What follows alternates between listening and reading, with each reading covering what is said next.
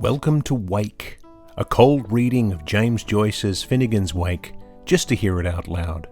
Join Toby Malone and TJ Young, along with some special friends, as we puzzle our way through what we once thought was an unreadable book to produce a surprisingly listenable podcast.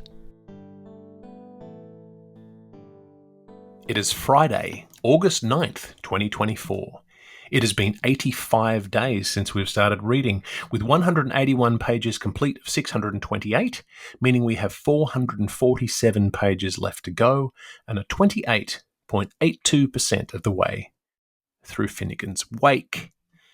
Welcome to episode 14 of Wake, the podcast which is not only recorded on both sides of the planet, but which is listened to in nearly 24 countries, which only goes to show that no matter what the quality of the podcast is, people still want to hear about Joyce. Even those podcasts which are fulfilling a long-held bucket list item, reading James Joyce's Finnegans Wake out loud just once. I am your host, Toby Malone, joined once more by the man we all missed last week, TJ Young. Hi, TJ. Oh, hi, Toby. I missed you too. I missed everyone as well. I was really hoping to be able to squeeze into that episode, but schedules just didn't align, and I was really sad about it. Well, and then when you got the 12-hour time difference, it really makes means it hard. That the window gets smaller and smaller, and then me saying I could do it at 3 o'clock in the morning my time, I guess, and then that gets a bit silly. But we soldiered on without you, and you were doing excellent work at your end without me. So we all are working in parallel lines sometimes. 12 hours apart. It's still crazy. Yes. So we had an episode last week. We had my parents on as guests to fill in. Did you get a chance to listen? I sure did. I actually asked you before you posted the episode. I was like, give me the episode so I can catch up. And I am absolutely just enamored. Well, I've always loved your accent. I'm just like, it's all there. I hear it all. It made me so happy. I was smiling the whole time and going through and circling things that I really liked, which was fun to do again. Right. And it was also fun to get the listeners' experience without worrying about the sound of my voice, which I constantly do. Oh. But yeah, I thought it was great. Good. Yeah. I mean, I do want to apologize to everyone out there for the sound quality. I didn't get to really test it in advance about what it would sound like when we were sitting in my dad's office. And it was a little bit echoey and a little bit far away. I didn't have my microphone with me, so we were doing it straight into the laptop. And I also want to apologize for messing up the numbers at the top of the podcast. When I was listening the other day, listening back, and it said we are 23% of the way through. And I thought, wait, we're more than 23% of the way through. I didn't update my spreadsheet. So when I told you those percentages and pages, that was old data. So, this is what happens when I'm without TJ. Now, here's my question. How much convincing did it take your parents to dive into this with you? It really, it was a bit of a struggle to get my dad on board.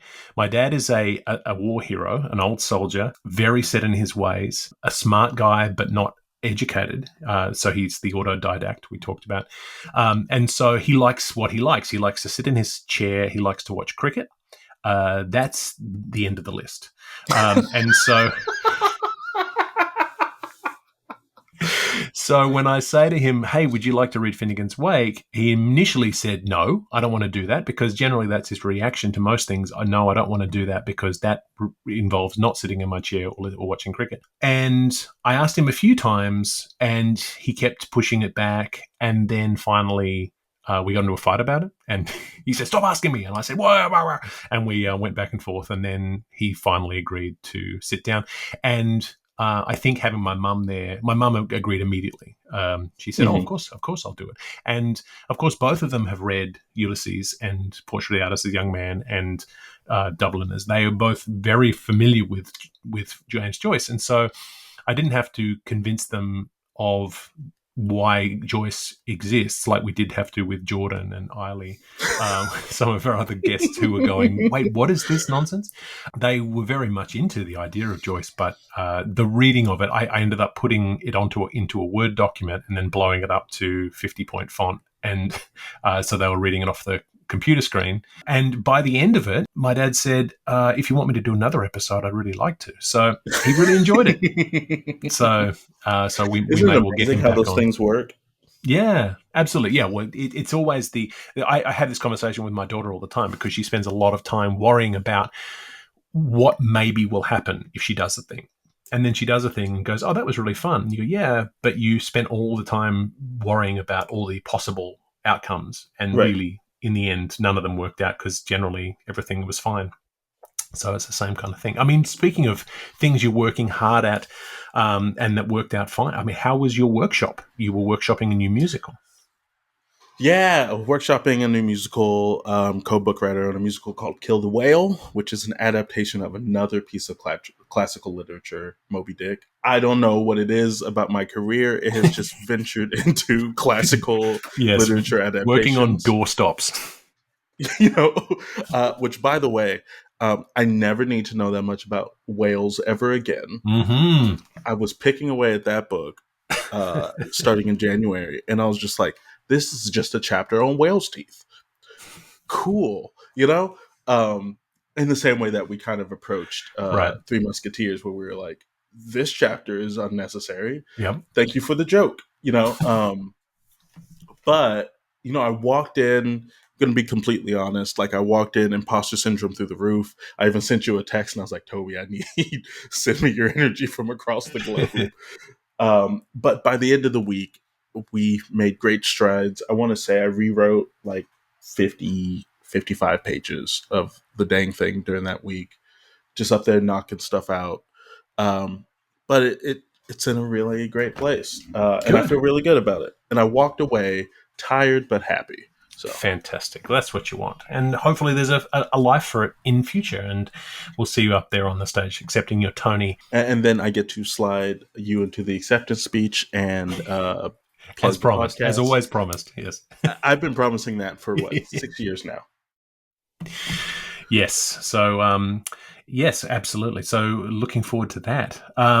And so, yeah. So, and as we all know, I'm back in Canada now. I was in Australia for 3 weeks visiting family, and that was really good to see my mum and dad and my sister.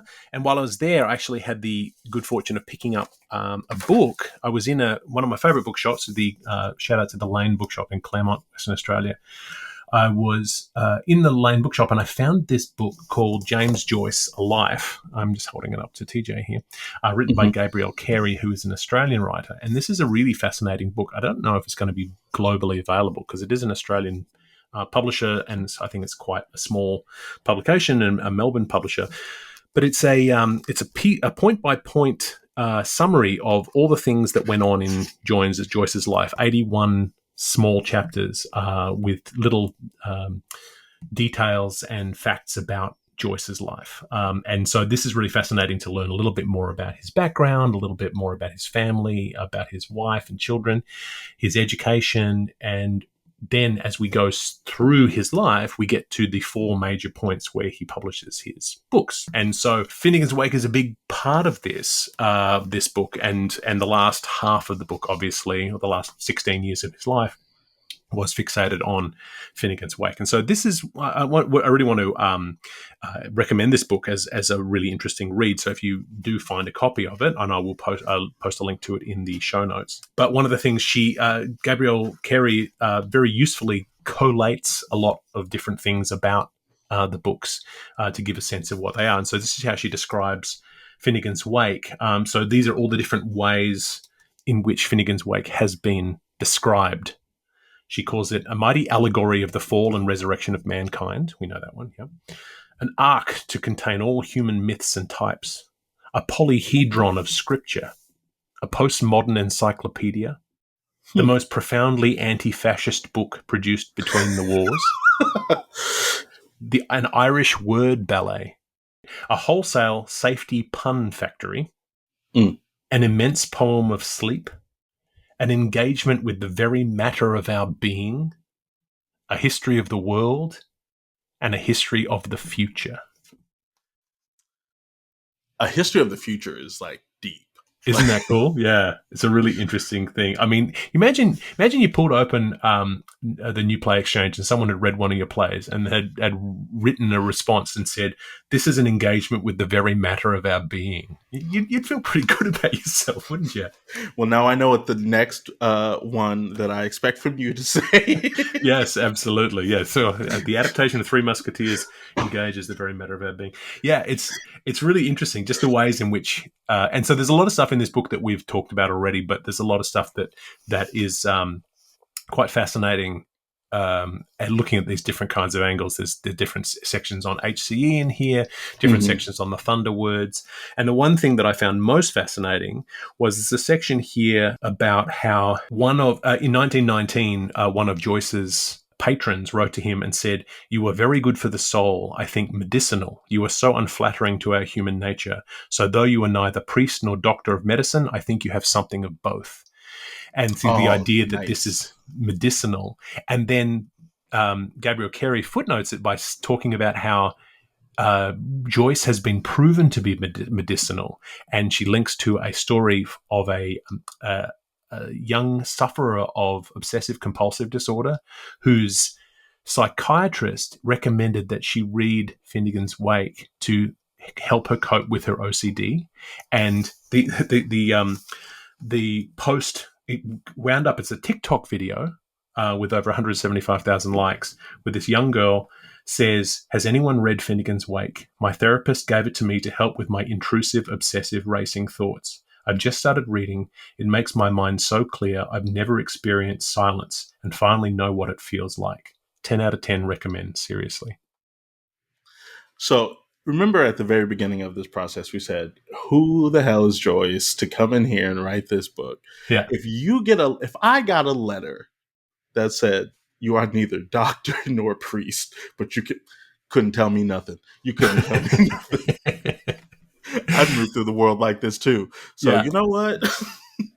Yeah. And the fact that it's still helping people all these years later. I mean, looking at this thing that looks like word salad. I was on Amazon the other day, and all of the 1-star reviews it's fun reading the 1-star reviews of Finnegans Wake, because they're like, this doesn't make any sense. The number of people who are saying, "I couldn't read this because it's written in Gaelic," which I think is hilarious.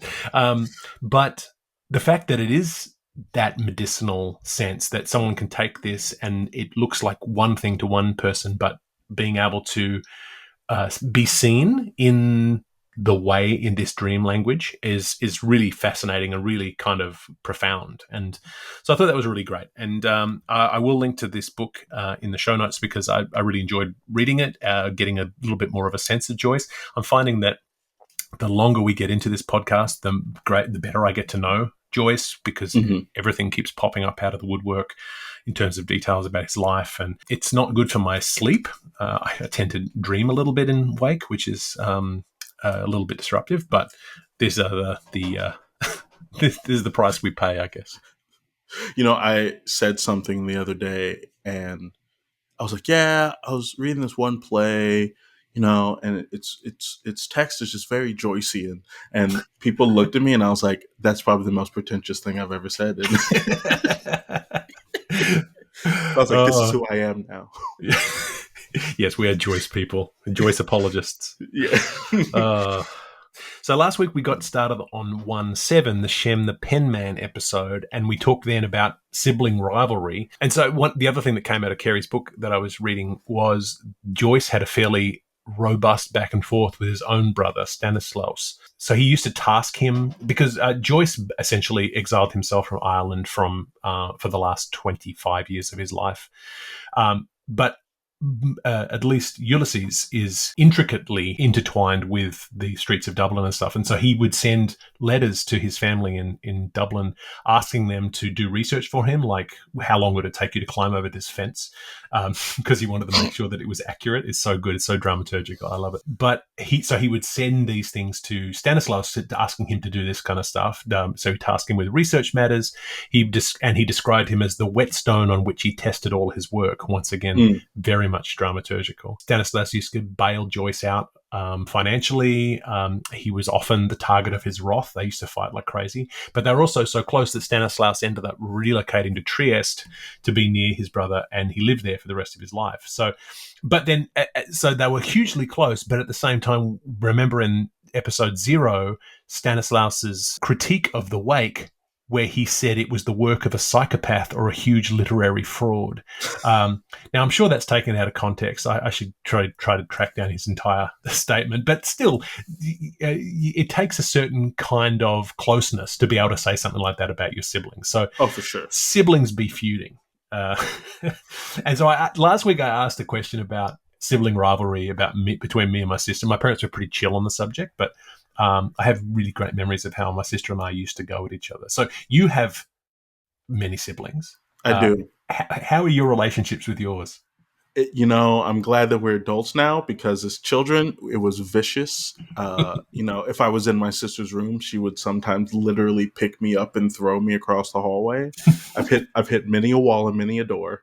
But even now, I would say our rivalry is a bit healthier. With my oldest sister, we have like a fitness rivalry. So if like either one of us kind of falls off the wagon for a little bit, we'll call and text each other and be like, "Oh, okay, I see that you haven't moved." Or she's like, "I want to do a 5K," and I was like, "That's cute," and she's like, "Well, you're gonna do it too," and so I did it virtually. And she was like, "Here's my time," and I was like, "Oh yeah, I'm gonna do better." So there's that sort of thing that's happened. But in high school and middle school, I didn't like the person I was back then, because we were at it all the time. I mean, to the point where we had our own phone line just for me and my siblings, and my sister would change the voicemail to say, "And if you're calling for TJ, hang up." Like, I don't want any of his friends on my phone and all this other stuff. Amazing. Yeah. I love that. When I was back in Australia, I came across a book that my parents gifted to me and my sister in 1982.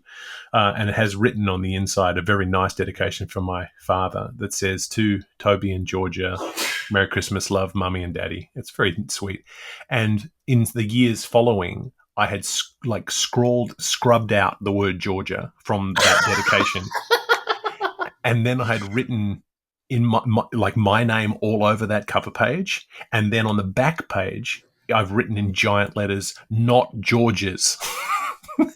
So I would have been maybe 5 or 6. But it's one of those things where you, the rivalry makes no sense, but it's having someone in your space and you can throw them across the room because they're your sibling, and so what are you supposed to do? Yeah, exactly. So Shem and Shaun are kind of going at each other a little bit here. We've got a lot of back and forth between these two, where Shaun, with his character assassination of Shem, and then Shem's apology for his existence. So we'll have that to look forward to.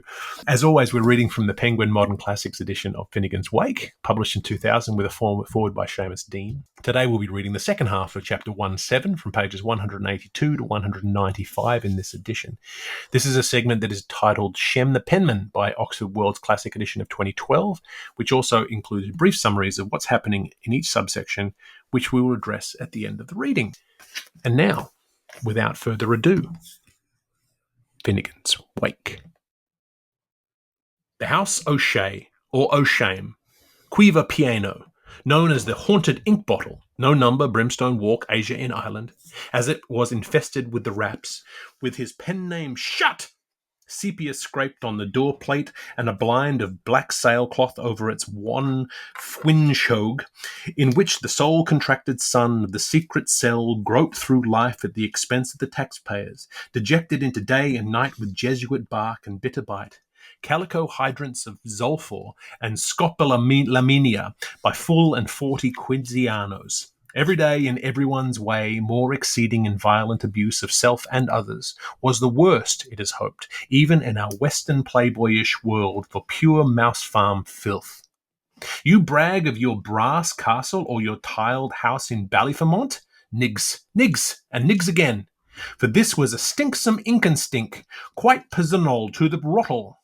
Smatter of fact, Angles afternoon browsing there thought not Edam reeked more rare. My word! The warped flooring of the lair and sound-conducting walls thereof, to say nothing of the uprights and imposts, were Persianly literatured with burst love letters, telltale stories, sticky-back snaps, doubtful eggshells, bouchées, flints, borers, puffers, agamedoid almonds, rindless raisins, Alfie Betty formed verbiage, biblical viases, ompter dictas, vices umbic, ahems and ahas, ineffable tries at speech unsyllabled, euomes, aeoldums, flew foul smut, fallen lucifers, vestas which had served, showered ornaments, borrowed brogues, reversible jackets, black eye lenses, family jars, false hair shirts, god-forsaken scapulars, never-worn breeches, cutthroat ties, counterfeit francs, best intentions, curried notes, upset Latin tin tacks, unused mill and stumbling stones, twisted quills, painful digests, magnifying wine glasses, solid objects cast at goblins, once current puns, quash potatoes, messes of mottage, unquestionable issue papers, seedy ejaculations, limerick dams, crocodile tears, spilt ink, blasphematory spits, stale chestnuts, schoolgirls, young ladies' milkmaids, washerwomen's, shopkeepers' wives, merry widows, ex-nuns, vice-abbesses, pro-virgin super whores, silent sitters, Charlie's aunts, grandmothers, mothers-in-law, foster mothers, godmothers, garters, tress clippings from right, left, lift and syntrum, worms of snot, toothsome pickings, cans of Swiss condensed milk, highbrow lotions, kisses from the antipodes, presents from pickpockets, borrowed plumes, relaxable hand grips, princess promises, lees of wine, deoxidized carbons, convertible collars, divaluka doffers, broken wafers, unloosed shoe latchets, crooked straight waistcoats, fresh horrors from Hades, globules of mercury, undeleted gleet, glass eye for an eye, gloss teeth for a tooth, warm moan, special size, long sufferings of long standing, ahs, ohs, oohs, sees, yas, yos, gias, nays, thaws, so's, yeses and yeses and yeses, to which, if one has the stomach to add the breakages, upheavals, distortions, inversions of all this chambermaid music, one stands, giving a grain of goodwill, a fair chance of actually seeing the whirling dervish, tumult, son of thunder, self-exiled in upon his ego, a night long, a shaking betwixt tween white or redder horrors, noonday terrorized to skin and bone by the ineluctable phantom. May the Shaper have mercy on him, writing the mystery of himself in furniture. Of course, our low hero was self-valator by choice of need, so up he got up, whatever is meant by the Stourbridge clay kitchenette and Lathagorgolium fowl house for the sake of eggs. The apple does not fall very far from the dumper tree, which the Moramelodist jigsmith, in defiance of the Uncontrollable Birth Preservation, Game and Poultry Act, playing Lally Rook, Crooky Nook by the dodginess of the lantern, brewed and cocked and poached in the Athenor, whites and yolks and woats, to the frilling frundrance of Mars Blanc que la Blanche Himmer and Amir muy bien, with cinnamon and locust and wild beeswax and licorice and car- carrageen moss and blaster of berries and aster's mess and huster's mixture and yellow nan's embrocation and Pinkerton's patty and stardust and sinner's tears, accredent to Sheridan's art of panning, chanting, for all regal to the like of the legs he left behind with Liddy Fun, Letty Fan Levin. His cantraps of fermented words, abracadabra, cobra colorum, his oifs a la Madame Gabrielle de Eglise, his a la Mistress B de B Minefeld, his heiress Usquadamala a la Pomme de Chel, his uvas an uvis à la sulfate de soude, his orichis sauté salmone à la monsieur, his soufflusion of orgs with some cat on toysat à la miad parade, his pogadovas à la fennel, his fridges à la tre creme. And what was meant for a closet? Ho! If only he had listened better to the four masters that infanted him, Father Matthew and Le Pierre Nobel and Pastor Lucas and Padre Aguilar, not forgetting lay teacher Baldwin. Aho! His costive Satan's antimonian magnesium limolithmesius. Nature never needed such an alcove so. When Robert and Mumsell, the pulpit dictators of the nudgement of their legal advisors Mercers, Codex, and Podex, and under his own benefaction of their pastor, Father Flamius Falconer, boycotted him of all mutton suet, candles, and Roma ruled stationery for any purpose, he winged away on a wingope's chase across the cathartic ocean and made synthetic ink and sensitive paper for his own end out of his wits' waste. You ask, in Sam Hill, how?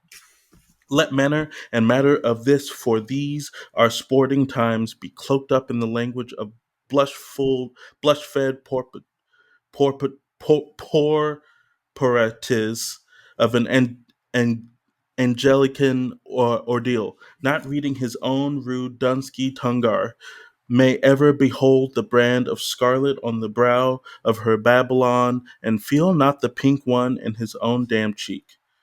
Premium operfex, altus prostera, ad terram viviparum et sun concit Pontinium sin ulla Pedro nec venera suscipeto pluvilia atquetis descentis prisomatis nitibus nudis unte nati facent sese ad pro penquenius flens et gemmis in manum summum evectium highly prosy, crap in his hand, sorry, poster animo negro extracius classicum polnis sectus pronum quod apavit dectentonius sus in vas olum honorable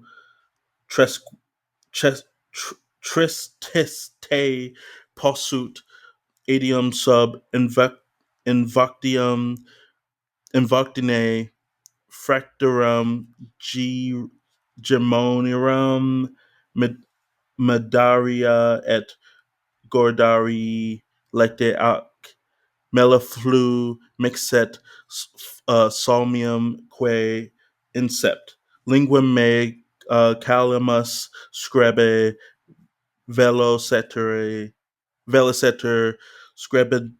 scribentis magnum voc cantitans.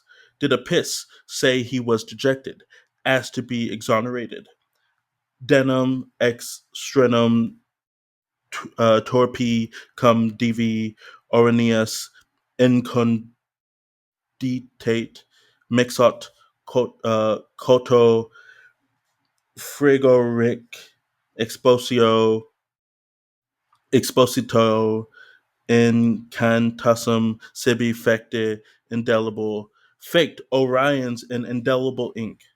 Then pious Aeneas, confirmant of the fulminant fireman, which enjoins to the Trailus terrain that, when the call comes, he shall produce niche thematically from his unheavenly body no uncertain quantity of obscene matter not protected by copyright in the United States of uranium or bedeed and bedewed and bedanged and bedung to him with his double die brought to blood heat, gallic acid on iron ore, through the bowels of his misery, flashy, faintly, nastily, appropriately, this Esuen Mansvik to the first till last, all heist, wrote over every square inch of the only fool's cap available, his own body, till by his corrosive sublimation, one continuous present tense intergrument slowly unfolded all merry visioning, mood molded, cycle wheeling history. Thereby, he said, reflecting from his own individual person life unlivable, trans and transaccidented through the slow fires of consciousness into the divvy dual chaos, perilous, potent, common to all flesh, human only, mortal. But with each word that would not pass away, the squid self which he had squid screened from the crystalline world, waned, char green-old, and Dorian Grayer, and in this and its dudhud. This exists, this exists, that it's after having been said we know. And dabble take dabnol, and the doll dabble dab, abble dabble. So perhaps so perhaps aglagloglo mensuratively as spanking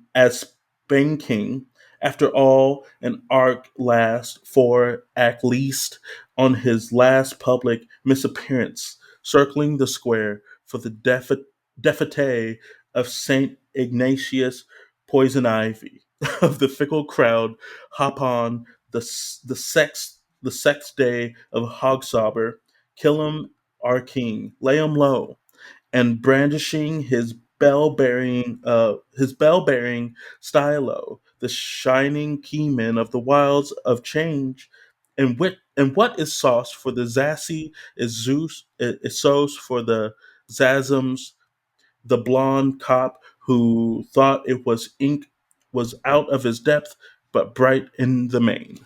Petty Constable Sisterson of the Cruce Croon Crowl it was, the parochial watch, big the dog, the dig, the bog, the bagger, the dugger, the beggadag deggabug, who had been detailed from pollute stoties to save him, this the quem, that the quam, from the ligature libelous effects of foul clay in little clots and mob mauling on looks, that wrong counted the tenderfoot, and eviling near the living smeen uigurum, knockmarie compti me, reeling more to the right than he lurched to the left on his way from a proto-prostitute. He would always have a little pigeoness somewhere with his arch-girl's Acarias smock name of Murgot. Just as he was butting in and round the corner of bad times under a hideful between the rival doors of warm Bethels of worship, through his bawdle house fongster, greeting for gracious auras as usual. Where ladies have they dog, have they that a dog mean sort herring? Sergo, search me, the incapable reparteed with a self-evident subtlety so obviously spurious, and raising his hair after the grace with the Christmas under his clutch arm, for portis massa and pertis messus and pertis miss and parties master, like a prance of Finnegans, with a shill-toe, shell-toe, slipney, stripney in he skittled. Squikey. The all-white poor's guardian, palpably of ball-tossic stomach, was literally astonished over the painful sake, how he burst itself, which he was gone to, where he intent to did he, whether you think will, wherein the whole current of the afternoon, what's the souch of a search hads of hits of hymns, urged and staggered thereto in his country ports at the Caledonian capacity for loot whiskey, on the caftan's wineskin, and even more so during, looking his bigmost astonishments, it was said to him, achoo, fun the concerned outgift of the dead med dirt, how that Arad bejibbers conspuent to the Dominical order and exing noblish permish, he was namely coon bringer at home 2 gallants as per royal full poultry till his murder. Nip up, nabbit. Poltergeist cons donned her hoploits. Kick! What mother? Who's Potter? Which pair? Why, namely Coon. But our undiligence has been Pluthero-tested so enough of such Porterback's lowliness, too base for printing. Perpending that Putterick o' Purcell pulls the cold stone out of winter waters and still the seas, sing for Herring our king, sept oct nov des John Fibs March. We cannot in mercy or justice, nor on the lovum of the labyranthos stay here, for the residence of our existing disgusting Tamstar ham of 10 man's thirst. Justice to his mother.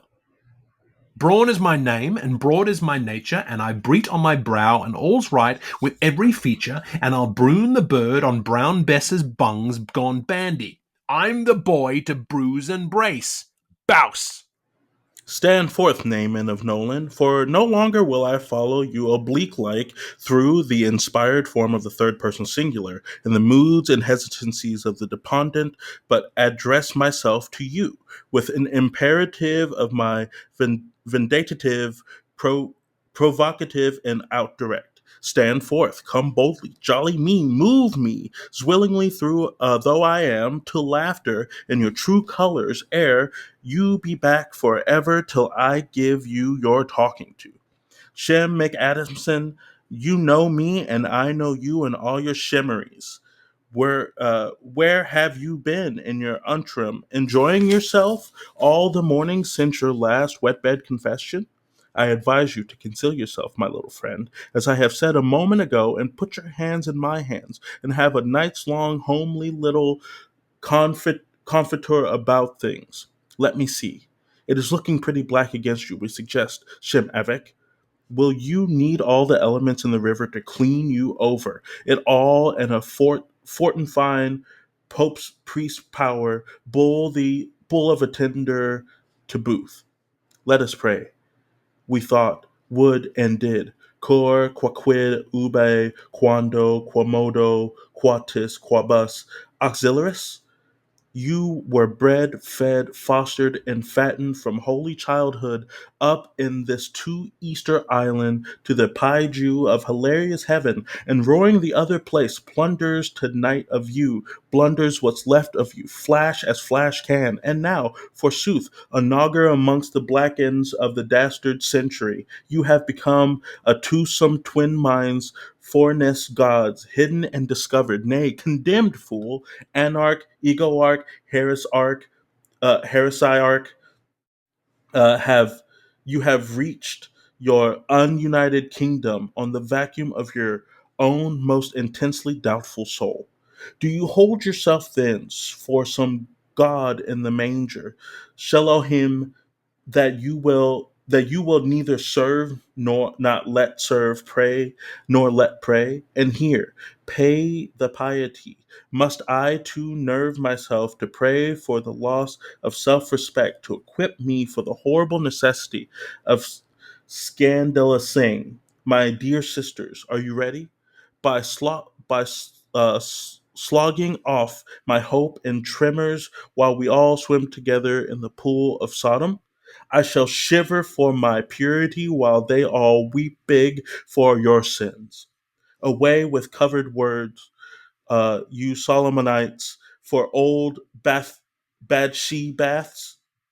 That inhumanious detail. Did you name it? Cold Calder, Gee, Victory. Now Operbro of upslung pipes, John Jacobs, while yet an adolescence. What do I say? While still puerile in your tub suit with button legs, you got a handsome present of self-rising syringe and twin feeders. You know, Monsieur Abgot and the art of arts, to your cost as well as I do. And don't try to hide it. The penals lots I am now poking at, and the Weezer sort of was you should. If you were a bold a stroke now, as the curate of christened you, Sonny doff the candle. Repopulate the land of your birth and count up your progeny by the hungered head of the angered thousands. But you thwarted the wishes pish of the cotton parents, soft among countless occasions of failing. For, said you, I will Ellenchant, adding to the malice of your transgression. Yes, the changing its nature. You see, I have read your theology for you, alternating the more the morosity of your delications, filtered love, trysting by traumas, small piece of pen mark, with sensible, susponsible, passability, and prostability.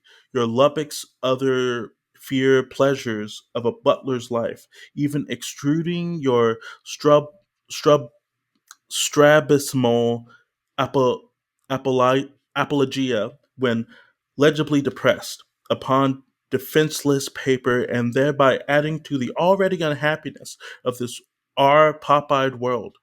Scrupulative, all that too with uh, cantrids of countless chantelines and manish as many as the manifold congested around and about you for acres and roods and poles and perches, thick as the fluent sands of cow water, accomplished women, indeed educated, far from being old and rich behind their dream of arrivism, if they had only their honor left, and not deterred by bad weather, when consumed by amorous passion, struggling to possess themselves of your bouche, one son of scourge for all daughters of anguish. Solus cum sola sive centrus cum omnibobs. I have been the best man for you myself, mutely eyeing for the natural knot, debauchery, vases, and vessels preposterous, for what would not have cost you 10 bolivars of collar work, or the price of one ping pang, just a lilt, let us trilt, of the oldest song of the wooed wood world, to we, to one, accompanied by a plain gold band. Hail, hail, high bosom heaving Miss Mistress Morana of all sweet heartening bride's murder meteor. Her eyes so glad, or her eyes so gladsome, will all take shares in the groom. Sniffer of carrion, premature grave digger, seeker of the nest of evil in this bosom of a good word, you who sleep at our vigil and fast for our feast, you with your dislocated reason have cutely foretold a Joffet in your own absence, by blind poring upon your many scalds and burns and blisters, in petagonous, sore and pustules, by the auspices of that raven cloud, your shade, and by the auguries of rooks in parliament, death with every disaster, the dynamitization of colleagues, the reducing of records to ashes, the levelling of all customs by blazes, the return of a lot of sweet-tempered gunpowder ditched unto dust, but it never struck in at your mudhead's obstantity. Oh, hell, here comes our funeral. Oh, pest, I'll miss the post. That the more carrots you chop, the more turnips you slit, the more Murphys you peel, the more onions you cry over, the more bull beef you butch, the more mutton you crack a hack, the more post hot herbs you pound, the fiercer the fire, and the longer your spoon, and the harder your gruel, with more grease to your elbow, and the merrier the fumes your new Irish stew. Oh, by the way, yes, another thing occurs to me. You let me tell you, with utmost politeness, were very ordinarily designed, your birth wrong was, to fall in with plan, as our nationals should, as all nationists must, and do a certain office. What, I will not tell you, in a certain holy office, nor will I say where, during certain agonizing office hours, a clerical party all to yourself, from such a year to such an hour, on such and such a date, at so and so much a week pro anno. Guinnesses, may I remind, were just a gulp for you, failing in which you might have taken the scales off boilers like any box shop of Yorick. and do your little thruppenny bit, and thus earn from the nation true thanks, right here in our place of burden, your born of travail and ville of tears, where after a divines of prodigence you drew the first water gasp in your life. From the crib where you once was bit to the crypt, you'll be twice as shy of, same as we, long of us, alone with the colt in the coroner, where you were as popular as an Armenial with the faithful, and you set fire to my tailcoat when I hold the paraffin smoker under yours. I hope that chimney's clear. But slackly shirking both your bullet and your billet, you beat it backwards like Boulanger from Galway, but he combed the grass against his stride, to sing us a song of alibi, the cut-home call over the grey-bounding, slow-rolling, amply-heaving metamorphosius that oozy rocks parapangle their preposters with. Nomad, mooner by lamplight, Antonos, shemming amid everyone's repressed laughter, to conceal your scratchophily by mating, like a thorough-paced prosodite, masculine monosyllables of the same numerical moose, an Irish emigrant the wrong way out, sitting on your crooked sixpenny stile, an unfrill-frocked quack-friar you. Will you, for the laugh of Shakespeare, just help mine with the epithet? Semi-Semitic serendipitous you. Thanks, I think that describes you. Europeanized Afro-Yank. Shall we follow each other's a step longer, drowner of daggers, whiles our liege till yet a stranger in the front yard of his happiness is taking, real helper, one gob, one gap, one gulp, and gorger of all, his refreshment? They grew up beside you amid your erosions of the speediest in Novena Lodge, Novara Avenue, and Parta Podium Bommel. Off, out of work, one removed from an unwashed savage. In his keeping and in yours, I pose you know your possum hides is your possum. I pose you know why possum hides his cause. He hain't the no gum triumph that other. Im- uh, Immaculatus from head to foot, sir, that pure one, all truest of other times, he who was well known to Celestine circles before the sped aloft, our handsome young spiritual physician, that was to be seduced every sense of self-willing celibacy, and most winning counterfolly on our income share uh, Lotry, a chum of the Angelettes, a youth those reporters so petitely wanted as game fellow that they asked his mother for idle erps brup to let him tome to kindergarten peas. And being his scooter long and ten, they were all real brothers in the big just right home where Dord lives,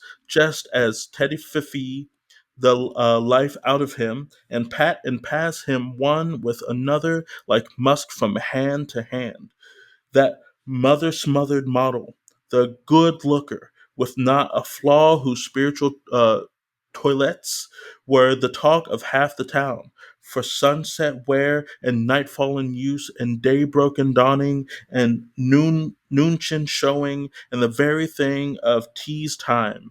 But him would lay low with one hand one fine May morning in the middle of the might, your bosom foe, because he must your speller on you, and because he cut a pretty figure in the focus of your forceps, not one did you slay. No, but a continent to find out how his innards work. Ever read of the great grand landfather of the vision builders, Babu, the Bergensmeister, who thought to touch both him meals at the punt of the risen staff, and how wishy-washy sank. Turn two pages. Uh, the waters of his thought. Ever thought of the heretistical macaron of, of the two sissy maids, and how bulkily he shat the Ruxian's gunroll? Ever hear of that Foxy, that Lupo, and the Mononax of the virgin air of the Morrises, a blethering ape? Malingear in luxury, collector general. What has your lowness done in the mealtime with all the ha milkars of cooked vegetables, the hats full of stewed fruit, the suitcases of coddled ales, the parish funds, me shammer, man, that you kitty coax so flexibly out of the charitable butteries by yowling heavy with a howl voice drop for your horrible, awful poverty of mind, so as you couldn't even pledge a crown of thorns to paw a coat off Trevi's, and as you had bad no how you was bad no end, so you was, you whelp, you sinner petri and sinner poli, with the chickens great gape and pasmal de seli, which by and by Rinaldo is the ordinary emtric French for uh, grenadier's drip, to let you have your plank and your bone wash? Oh, that has troubles you lost, to give you your pound of platinum and 1,000 thongs a year. Oh, you were excruciated, in honor bound to the cross of your own crucifixion, to let you have your Saturday spree and your Hollings night sleep. Fame would come to you twixt asleep and awake, to leave to lie till Paraskeeve, Skeeve, and the cock crows of Denmark. Oh, Jonathan, you're a stomach. The simian has no secretions, but weep catharsis for all of me, pain and shaman. Oft in the smelly night will they wallow for a clutch of the famished hand. I say, them bearded Jezebels you hired to rob you, while you were sodden straw impolitely you encored, Aranish and Nambogalish, those horn made ivory dreams you revved of the Ruth you called your compassionate, a beauty from the Bible, of the flush pots of Erston and the hanging garments of Marilyn Bone. But the dormer moon sheesh smiled Celine, and the light throwers nickered. Who's winning? Who's winging we? Come part yourself, you inconsistency. Where is that little alimony nest egg against your predictable rainy days? Is it not the fact, gainsay me, cake eater, that while whistle whirring you crazy elegies around Temple Toe Mount Joystone? Let him pass. Please, good Jerusalem. In a bundle of straw, he was bow-basted after haymaking. You squandered among the underlings the overload of your extravagance, and made a hottentot of Dopliners cross sick with your crumbs. Am I not right? Yes, yes, yes. Holy wax and holifer. Don't tell me, Leon of the Fold, that you are not a loan shark.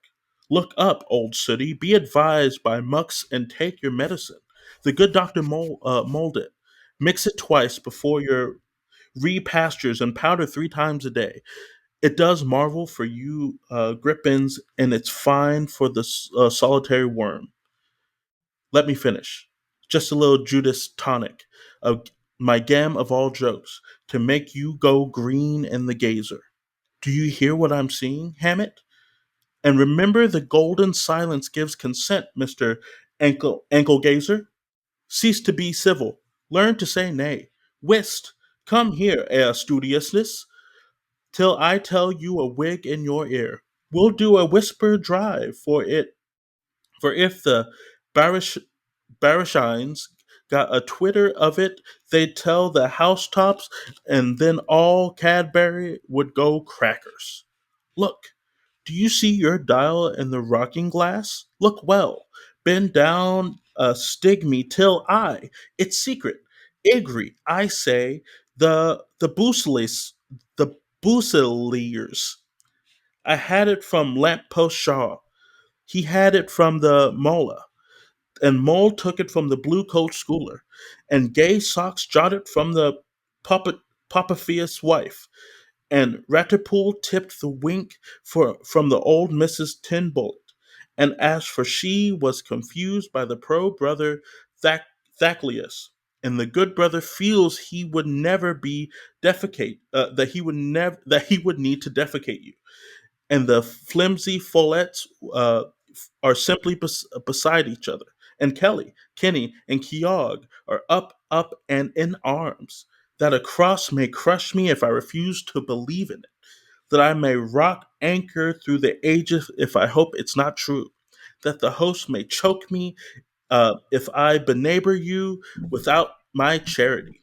Shh, Shem, you are, shh, you are mad.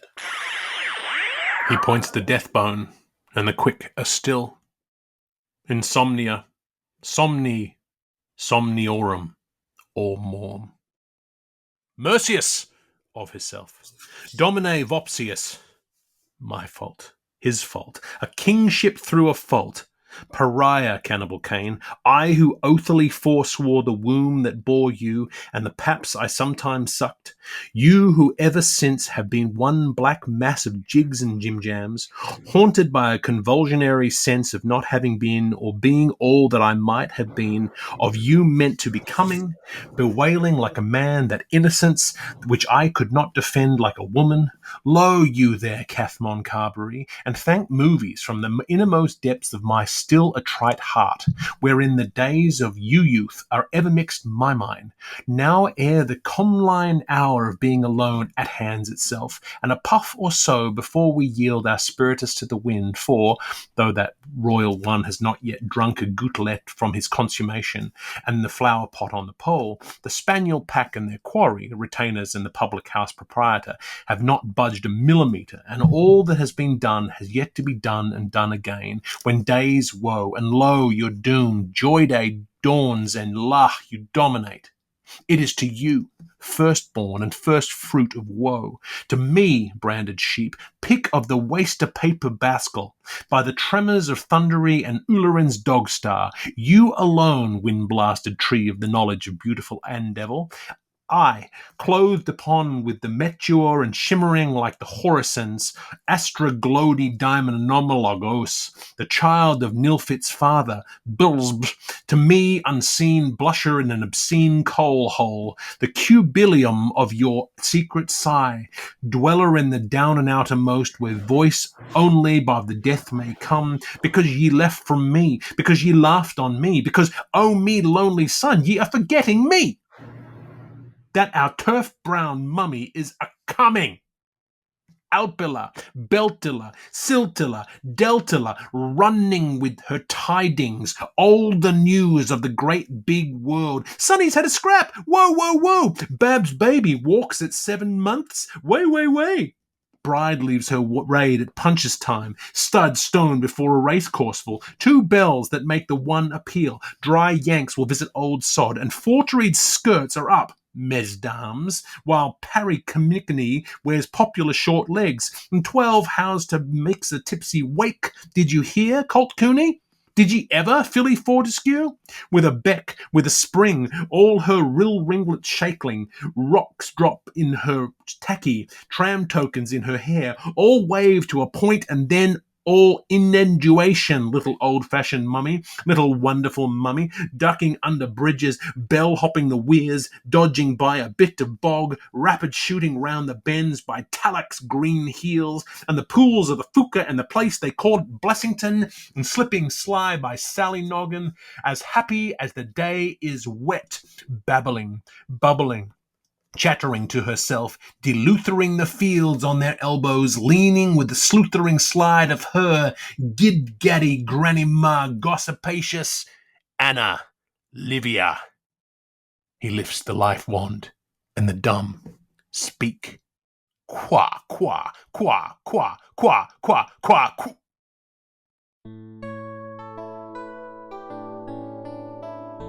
That was the second half of chapter 1-7 from Finnegans Wake. TJ. It's great to be back. You know? It's so good to be back. I made the call earlier on that we were going to be that rather than doing like 8 or 9 pages at a time, we're doing 1.5, 2 pages. How was that for you? I think that it allowed me to listen to more of it, if that makes Yeah, sense, right? agreed. I was like, oh, okay, we can hear the flow a little bit more, and it allowed my brain the necessary rest between sections. It also helped when we got to that Latin section. I was like, just push through because you're almost done. But I also feel like, because like stepping away from it, even for just a little bit, allowed me to reapproach it with like I know that I just got to read the words, right? And Mm-hmm. and I also caught myself because I was like, oh my God, I'm doing it. And then I messed up right afterward. It's like when you're like, I am ice skating, and then you trip and fall. Yep. But yeah, I was like, this is, there's something, I don't know if the language has gotten easier or just like I've sat in the novel long enough to where I kind of feel like I understand the flow a little bit more. But yeah. Yeah. I mean, I think you're very clearly getting a little bit more of a flow on, which is just practice, I think. And so we get used to the way that he is trying to trick us. You can see the way he's corrupting things and messing with things and really changing things around. But yeah, I feel as though we're getting a bit of a flow on, and it's nice when you can finally, when you hit the stride and you go, oh, I know where we're going here, and you realize when there's a section where you go, wait, I haven't ended this sentence, and I've been half a page reading, and then you glance down and you go, there's no period on this page. This is a list, or this is going. So then you go, okay, you want momentum? Here's momentum, bro. Let's go with it. And so, understanding his tricks by this point, I was like, we're almost 200 pages in, and understanding the way that he structures things. And like, even in the last section you read, the exclamation points in the middle of the list is supposed to be like, and this is a different person saying a thing, right? Mm-hmm. We're finding ways to find the quotation marks and find the who's it pointed to and stuff like that. So just out of Dr. Gebestus. So just out of interest with the Latin, which I genuinely did not throw that into your section on purpose. I divided it up equally, and I really didn't realize that there was Latin in there. Just out of interest, while you were slogging through that manfully, I threw that text into ChatGPT, and ChatGPT gave me it came back and said, the text you provided is a highly stylized and somewhat archaic Latin passage. Here's a rough English translation, and the stuff that's happening in this Latin is for real. Like, there's a lot of really grimy stuff going on. So this is what it means. First, the craftsman, the high creator, to the fertile and all-powerful earth, without any shame or pardon, having taken on a rainy cloak and with his loins girded, as though born with naked buttocks, approached himself, weeping and groaning, and shat into his hand. Later, having relieved himself of black waste, he struck the classic horn and placed his own excrement, which he called his dejections, into a vessel once honourable for sadness, and under the invocation of the twin brothers Medard and Godard, he joyfully and sweetly poured it out, singing a psalm that begins, "My tongue is the pen of a swift writer," chanting with a great voice. Finally, from the vile dung, mixed with the pleasantness of the divine Orion, cooked and exposed to the cold, he made an indelible ink for himself. So that makes sense, though. Highly prosy, crap in his hand, sorry. And did a piss, says he was dejected, asked to be extra. I was like, what? It's amazing the way that he's just like, yeah, and this is how I'm going to tell this part. Is that like the creation myth to him? Like, some dude peed, pooped in his hand, and said, "Earth, here we go." So this is Shem the penman getting hammered by Shaun. And then I love, and so the Oxford World Classic summarizes this section with the page and line numbering conventions standard here. So this is, we read from page 182 to 195. And so from basically most of this chapter is a single note. So we're continuing on from the previous chapter where a character assassination of the writer Shem by Shaun, his brother, that goes up to 193.30. And then from 193.31 to the end of 195 is Shem's apology, his self-defense, and his invocation of ALP just around the corner. And I love this. I love that he's like, I'm really sorry. I didn't mean to do all this sort of stuff. But here comes mum. Yeah. So the brother hiding behind his mother's skirt. It's like, ha ha, what you get? Yeah. Our turf brown mummies are coming. I'm finding that I enjoy the sections where it is obviously like one person just giving someone else the riot act. Mm-hmm.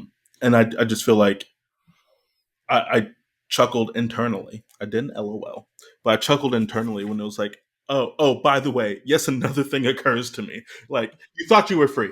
No, I'm coming after you. What we were talking about before we started reading was that familiarity and contempt that siblings have for one another, where you know all each other's secrets and you don't have any sympathy because that person, I mean, it becomes very primal, right? Like if there's too many babies and not enough teats, then someone is hungry. And so someone got to go.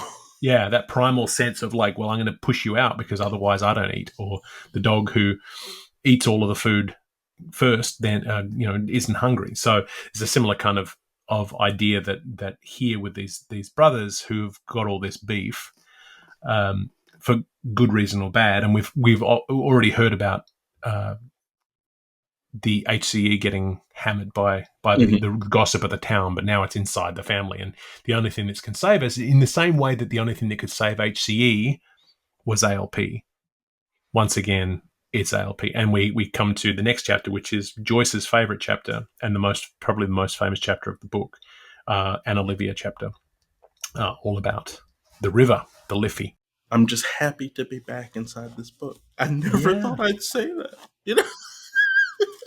Well, it's a good way to sort of just focus your brain for an hour and just to sit down and go, okay, well, I don't know the meaning of all of the things that I'm saying, but this is kind of transcendental. I mean, I read another quote recently from Joyce essentially saying that this was his way of reassuring his immortality because this book would be read and read and read and read by scholars for 1,000 years, and they would never understand it fully. So that sense that, well, once you get to the bottom of a meaning, then you can put it aside. And I feel as though there's so much of that here. There's one thing that stood out to me, and I just want to throw this out here. There was a phrase that I said, and I don't remember what page it was on, but it was absurd person singular, right? Mm-hmm. And there's a play. Yeah, there is. Alan Ayckbourn.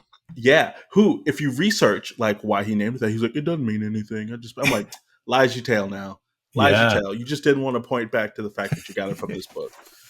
Now I want to fight you. Yeah, well, I mean, I guess they're both punning on the same thing of third person singular. But yeah, it feels like a little bit. I mean, it feels like it could be a coincidence if this was a better read book. I think it's. Well, it's not like it's not like Alan was dumb, No. Like, oh no. So I think I think it was something that he probably read, and then because people have done papers on what the title of that play means, and yes, I remember in grad school I was like looking it up, and in an interview he's like, it means nothing. I mean, in that same sense of people taking inspiration from things, at the bottom of page 192. You can see there, fourth line from the bottom, gainsaying me. And then he says, cake eater. Yeah. Clearly a phrase that was read by the creators of the Mighty Ducks. Yes. Yes. Cake eater being an insult spoken between children, meaning someone who is rich and doesn't understand the life on the streets. I love so clearly, cake eater. Cake eater, yeah. Jussie Smollett, I believe, is speaking that phrase. Forgot all about that. Yeah. So yeah, really. I mean, I'm sure that the writer of the Mighty Ducks was putting in a reference to. This book is the history of the future. It is the history of the future, man. I mean, there's a T-shirt in that. I swear. There's some fun things to say. I hit a patch of ice and just flew with it, and I managed to get to the end, which I was like, I'm going to blow this, because got the momentum going when I said big, the dog, the dig, the bog, the bagger, the dugger, the beggar, dag, deggerbug. I was about it.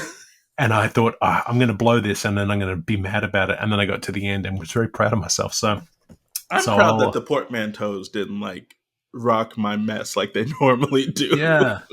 Oh, when the biggest problem we have in a chapter is foul Latin, we can be forgiven for that, I think. Whereas I'm in love with masculine monosyllables. I'm like, yes, just man grunts. Yeah. So we've really got a sense of Shaun and Shem and what's going on. And the next chapter, as I said, we get to meet ALP.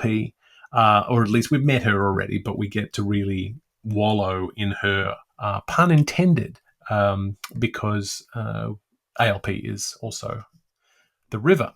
But we'll talk about that in the next chapter, so I'm looking forward to that. Yeah, is there anything else that stands out to you? No, thank you so much for translating that Latin, because I'm going to tell you right now, that was going to be the first thing I did when we got off this. And so I'm like, that's one less thing I have to do.